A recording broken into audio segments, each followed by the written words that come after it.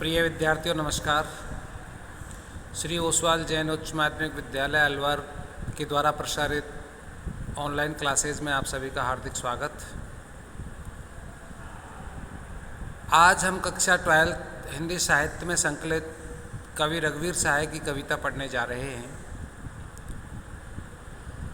कवि रघुवीर सहाय का जन्म 1929 और मृत्यु 1990 लखनऊ उत्तर प्रदेश के अंदर इनका हुआ। इनके बारे में ज़्यादातर आपने पिछले वीडियो में भी देखा। हम प्रमुख रूप से एक पत्रकारिता के दौर का कवि इसे कह सकते हैं। पत्रकारिता के क्षेत्र में इन्होंने अपनी बहुत सारी उपलब्धियां प्राप्त की हैं। बहुत सारी रचनाएं इनकी हमारे सामने हैं जो हमने पिछले वीडियो में भी देखा उनके बारे में। इनकी साहित्यिक परिचय हमने पिछले वीडियो में भी अच्छे से पढ़ा।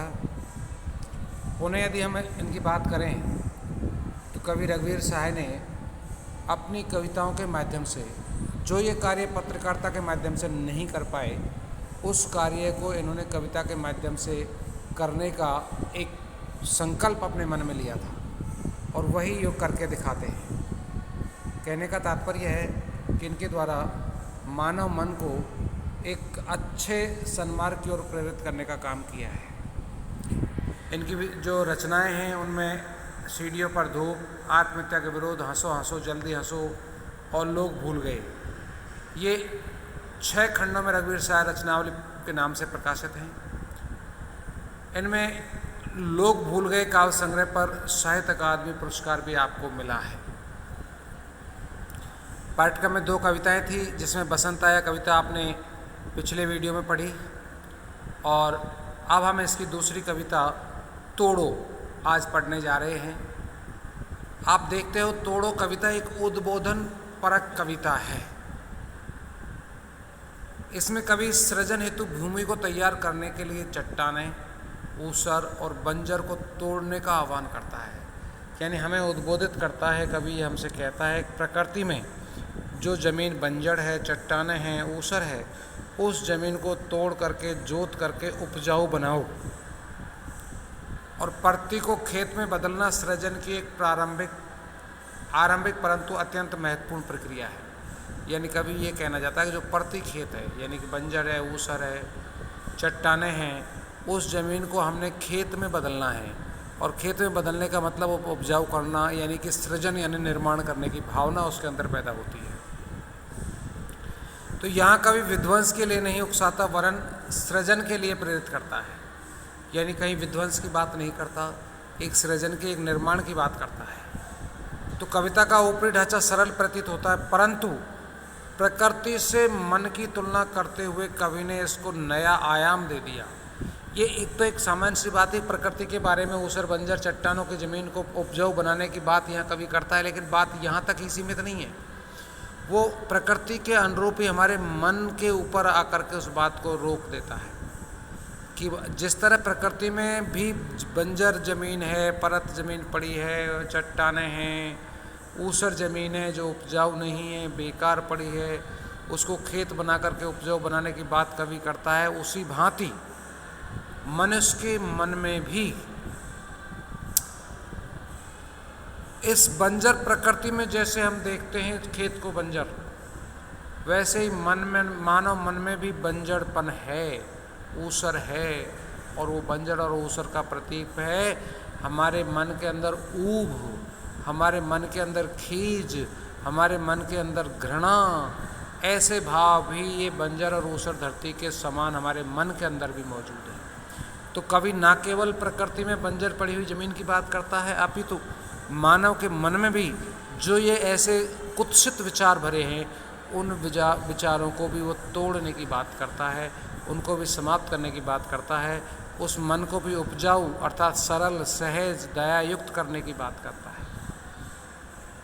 कवि मन में व्याप्त ऊबदता खींच को भी तोड़ने की बात करता है, अर्थात उसे भी उर्वर बनाने की बात करता है। मन के भीतर की ऊब सृजन में बाधक है, यानी हमारे मन के अंदर कोई अच्छे निर्माण करने की भावना यदि होती है तो उसमें ऊब और खीज और घृणा के जो भाव होते हैं वो उसमें बाधा पहुंचाते हैं। तो कवि सृजन का आकांक्षी है, इसलिए उसको भी दूर करने की बात करता है। इसलिए कवि मन के बारे में प्रश्न उठाकर आगे बढ़ जाता है। इससे कविता का अर्थ विस्तार होता है। यानी कुल मिला के हम ये कह सकते हैं कि कवि रघुवीर सहाय हमारे मन के अंदर जो घृणा है, जो ऊब है, जो खीज है, यानी घृणित जो भावनाएं हैं, उन सबको तोड़ करके प्रेम, दया, सहानुभूति, सहिष्णुता जैसे विचारों को लाने की बात करता है। अर्थात एक तरफ विध्वंस और एक तरफ सृजन। तो विध्वंस की बात ना करके सृजन की बात करता है कवि रघुवीर सहाय।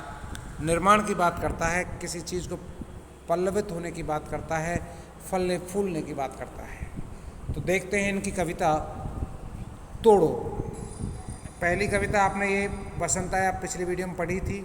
इसके नेक्स्ट आज हम दूसरी कविता इनकी हम पढ़ने जा रहे हैं, तोड़ो। देखिए कवि हमें से किस तरह से उद्बोधित करता है, हमें आह्वान करता है कि तोड़ो तोड़ो तोड़ो, ये पत्थर ये चट्टानें, ये झूठे बंधन टूटे, तो धरती को हम जाने, सुनते हैं मिट्टी में रस है, जिसमें उगती दूब है, अपने मन के मैदानों पर व्यापी कैसी ऊब है, आधे आधे गाने। अब देखिए कवि क्या कहता है कि तोड़ो तोड़ो तोड़ो, ये पत्थर ये चट्टान है, कि ये पत्थर ये चट्टान ये ऊसर ये पड़ती ज़मीन को तोड़ो, अर्थात इसको जुताई करो। और ये पत्थर ये चट्टानें ये झूठे बंधन टूटे, कि जब ये पत्थर ये चट्टानें ये सब टूट जाएंगे, ये झूठे बंधन हैं, इनमें कुछ नहीं है, कोई ना कोई पैदा होती है, ना कोई फ़ायदा है, ना कोई उपजाऊ ज़मीन है, ना कुछ हम देख पाते, प्रकृति का सौंदर्य भी ये नहीं बना पाती।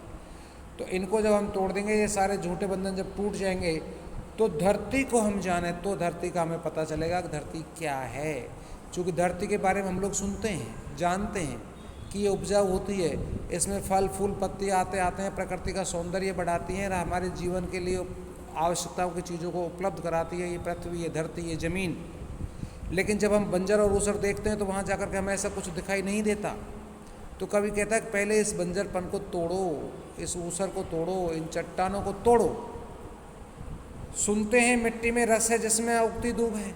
हमने ऐसा सुना है कि मिट्टी के अंदर रस होता है और उसमें दूब, घास, पेड़ पौधे, फल फूल खिलते हैं। क्यों? क्योंकि वो उपजाऊ है, उसमें रस है। तो फिर अपने मन के मैदानों पर व्यापी कैसी ऊब है।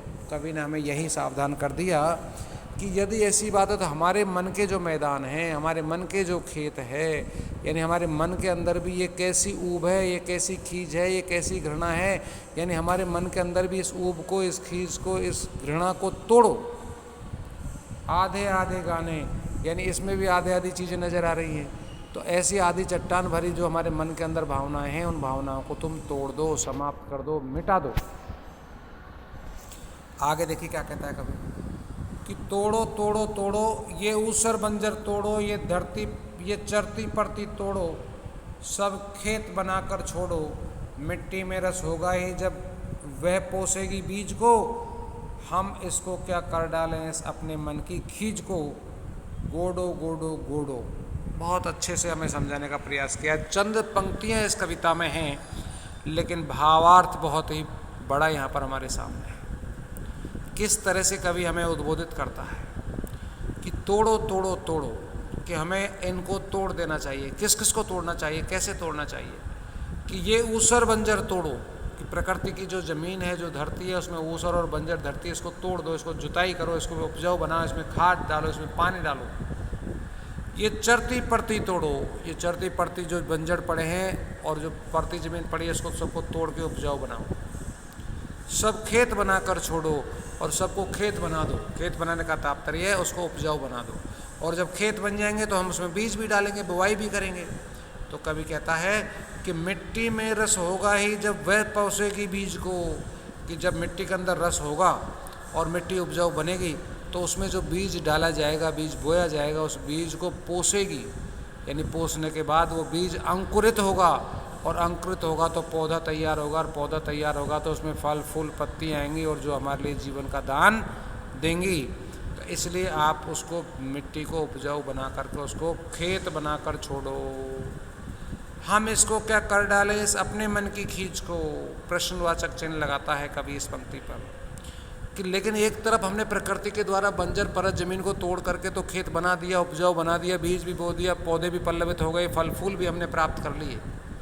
यानी जो हमें खेतों से ज़मीन से मिलना था, धरती से मिलना था, वो हम ले रहे हैं।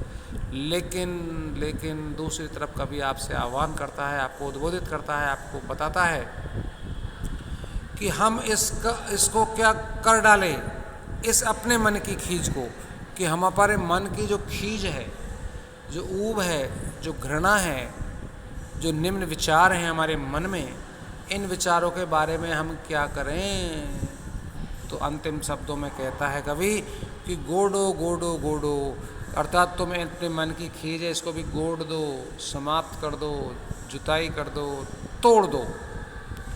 यदि आप अपने मन की खींच को, ऊब को, घृणा को यदि तोड़ दोगे और उसके अंदर उपजाऊ ज़मीन की भांति, उपजाऊ धरती की भांति अपने मन को भी एक उपजाऊ बनाओगे। उपजाऊ का तात्पर्य है कि मन के अंदर प्रेम, दया, सहानुभूति, सहिष्णुता जैसे भाव, विनय जैसे भाव आप उसमें पैदा करोगे, बनाओगे, तो ही आप एक अच्छे जीवन को सफल बनाने वाले व्यक्ति की गणना में आप माने जाओगे या गिने जाओगे। तो कवि हमसे यही आह्वान करता है कि जिस तरह प्रकृति में परत ज़मीन है, बंजर धरती है, ऊसर धरती है, उसको तोड़ करके, जोत करके उसको उपजाऊ बनाया जाता है, वैसे ही ना केवल प्रकृति के प्रदत्त इन चीज़ों को देखें, आप तो हम अपने मानव मन के अंदर भी जो ऐसे घृणित विचार हैं, उन विचारों को भी हम त्याग दें, उनको तोड़ दें और हमारे मन के अंदर एक सौहार्दपूर्ण वातावरण बनाए रखें, जिससे कि मानव के लिए कल्याणकारी सिद्ध हो सके। ऐसी भावनाओं के साथ कवि ने इस कविता को यहाँ पर हम तक पहुँचाया है। मैं समझता हूँ ऐसे विचारों को व्यक्त करने वाले के प्रति हमें ऋणी होना चाहिए। तो इस तरह से आपकी ये कविता भी आज पूरी होती है। और अब बात करते हैं आपको इसके प्रश्न उत्तर की। तो सबसे पहले बसंत आया कविता में मात्र 2 प्रश्न हैं, दोनों ही आपको करने हैं। और आगे ये अलंकार के संबंधित पूछा है, ये आप नहीं करना, क्योंकि अभी आपको अलंकार पढ़ाएंगे, उसके बाद में ये बताएंगे। चौथा, पांचवा, छठवां प्रश्न ये आपको करने हैं। फिर आती है तोड़ो कविता। तोड़ो कविता में भी आपको पहला, दूसरा और तीसरा, चौथा, पांचों प्रश्न करने हैं आपको इसमें। यानी तोड़ो कविता के अंदर आपको 5 प्रश्न करने हैं। और जो पहले कविता है आपकी आया बसंत, इसमें पहला, दूसरा और चौथा, पांचवा, छठा करना है। केवल तीसरा प्रश्न आपको नहीं करना, क्योंकि अलंकार आपको हम बताएंगे, तब इन उदाहरणों के साथ में आपको समझाएंगे, तभी आपको ये बाद में करवाएंगे। तो ये प्रश्न आपको इसमें करने हैं। तो इस तरह से मैं समझता हूँ आज आपका ये पाठ भी पूरा होता है। और इस पाठ को अच्छे से आप तैयार करें। कोई पंक्ति, कोई चीज़ आपकी समझ में नहीं आए तो मुझे कॉल करके पूछें। इसी के साथ आज अपना ये पाठ आज समाप्त होता है। आप सभी के लिए पुनः बार बार धन्यवाद।